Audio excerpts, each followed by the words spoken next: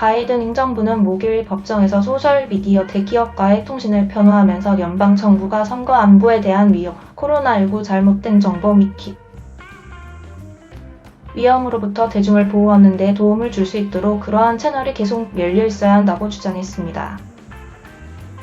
면밀히 관찰되는 법정 싸움은 소셜미디어가 주요 사회 문제의 정보 격전장이 된 방식을 반영합니다.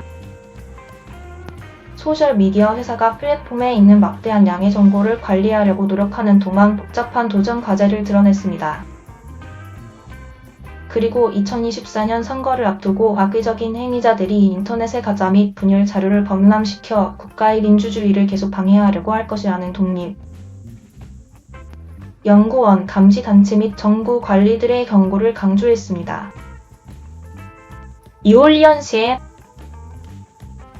본사를 둔 연방항소법원 앞에서 구두 변론에서 미국 정부는 여러 연방기관이 특정 소셜미디어 게시물을 논의하고 온라인 플랫폼과 다른 정보를 공유하는 것을 차단한 7월 금지 명령에 이의를 제기했습니다. 항소법원은 지난달 일시적으로 금지 명령의 효력을 차단했습니다.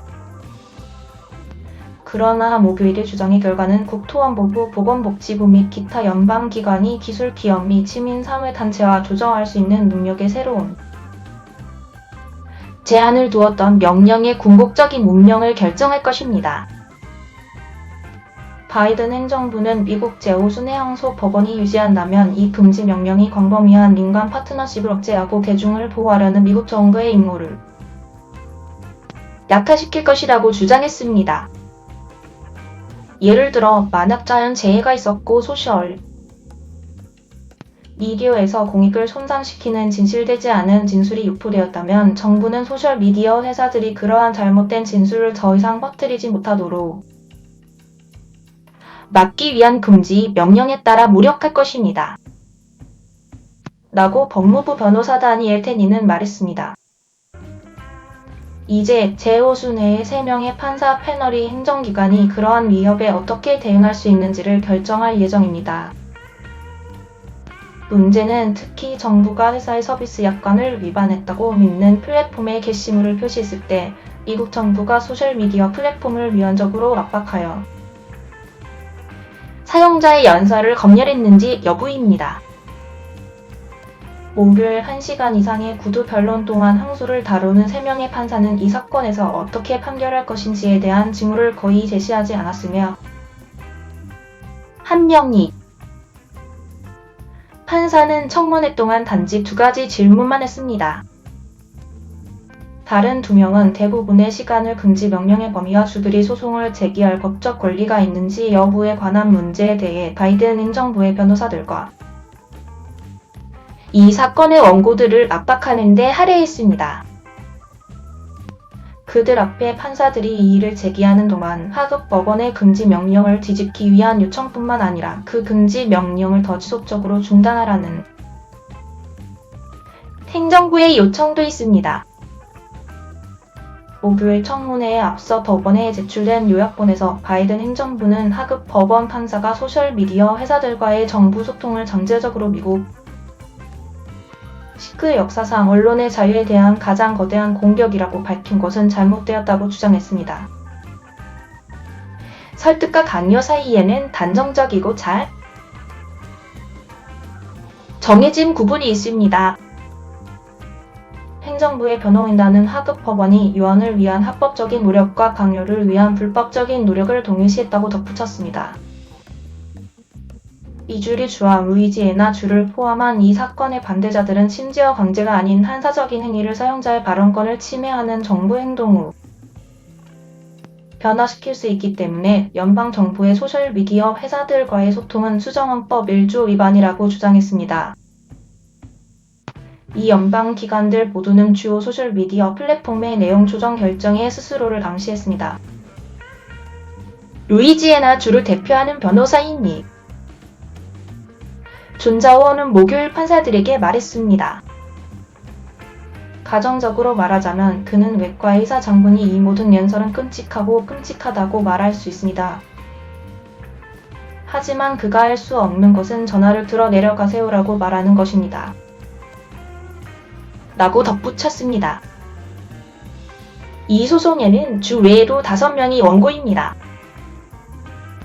그들은 주 및 연방 팬데믹 시대의 제한에 비판적이었던 3명의 의사 코로나 보건 조치에 대한 온라인 비판으로 소셜미디어 회사들의 검열을 받았다고 주장하는 루이지애나 여성 분모론을 밀어붙이는 것으로 유명한 극우 웹사이트를 운영하는 남성이 포함되어 있습니다.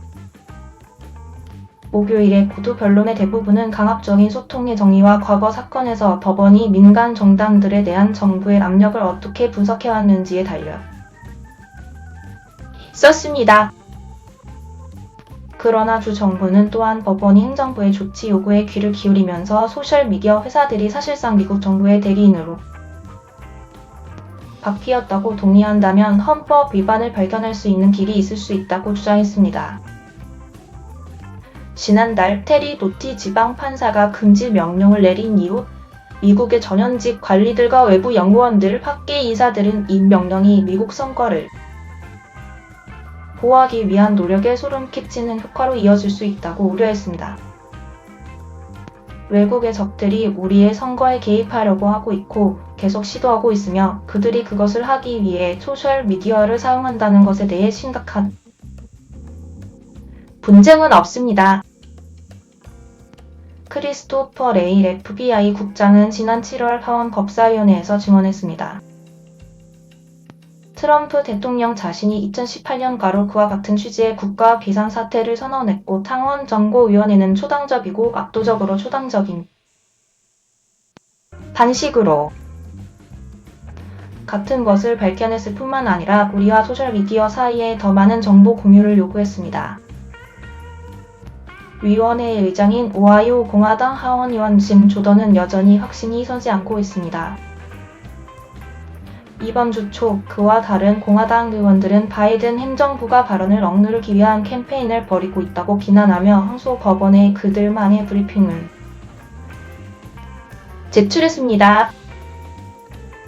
사안건 바이든 행정부는 수정헌법 1조에 의해 약속된 나의 기여의 자유로운 시장을 왜곡했고 윤과 농담을 포함하여 그들이 싫어하는 연설의 연가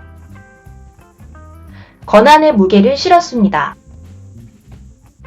라고 조던과 다른 의원들은 썼습니다. 물론 빅테크 회사들은 종종 일부 문제에 대해 행정부의 명령을 내리는데 거의 강제력을 요구하지 않았습니다. 일반적으로 연방정부에서 그들의 인형적 동맹국가 감독자들을 기쁘게 하기를 열망하여 이 회사들과 다른 민간 단체들은 중요한 공공 문제에 대해 반복적으로 정확한 연설을 검열했습니다.